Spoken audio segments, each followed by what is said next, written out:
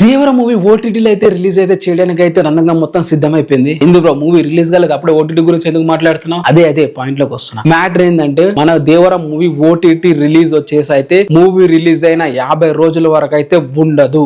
So మీరు movie చూడాలనుకుంటే మాత్రం థియేటర్లోనే చూడండి. మూవీ రిలీజ్ అయిన 50 రోజుల వరకు అంటే 2 నెలల వరకు మూవీ ఓటీటీలో వస్తే అస్సలు రాదు. ఇది ఇప్పుడు అగ్రిమెంట్ అయితే చేసేసుకున్నారు నెట్ఫ్లిక్స్ వాళ్ళతో. నెట్ఫ్లిక్స్ వచ్చేసి దేవర మూవీని 155 కోట్లు పెట్టి అయితే కొనడం అయితే జరిగింది. సో 155 కోట్లు పెట్టి కొన్నారు కాబట్టి మా మూవీని మేము 21 డేస్ కి నెట్ఫ్లిక్స్ లో రిలీజ్ చేసేస్తామని చెప్పి వాళ్ళు అగ్రి చేసుకోవచ్చు, అగ్రిమెంట్ కూడా చేసుకోవచ్చు. చాలా అమౌంట్ పెట్టుకున్నారు కదా 155 కోట్లు అంటే. సో ఇప్పుడు వచ్చేసి ఆ వాళ్ళతో డిస్కస్ చేసి మరి కూడా మాకు 2 months కావాలి ఓటీటీలో రిలీజ్ చేస్తుంది అనే రేంజ్ లో అయితే వాళ్ళతో డిస్కషన్ జరిగింది. 3 days వరకు అయితే మూవీ ఓటీటీలో అవకాశాలు అయితే లేవు. సో మూవీ దేవర మూవీ మీరు చూడాలనుకుంటే ఒకటి థియేటర్లకు వెళ్ళి చూడడమే. సో మీకు థియేటర్ లో కూడా టికెట్ రేట్స్ ఎక్కువ ఉన్నాయని ఫీల్ అయితే మాత్రం Day 1 చూడకండి, Day 2 నుంచి అయితే చూడండి. Day 2 నుంచి టికెట్ రేట్స్ అన్ని తక్కువగానే అయితే ఉంటాయి. సో ఇది గైస్ ఓటీటీ గురించి దేవర మూవీకి. మరి దేవర మూవీ ఓటీటీలో వచ్చేలోగా నేనైతే ఒక 10 times చూసేస్తానేమో మూవీని. మరి మీరు ఎన్నిసార్లు చూస్తారో కింద కామెంట్ అయితే చేయండి. ఇది గైస్ దేవర ఓటీటీ గురించి మీకు ఎలా అనిపిస్తుంది? సో వీడియో మీకు నచ్చితే వీడియో లైక్ చేసి ఛానల్ ని సబ్స్క్రైబ్ అయితే చేస్తారు.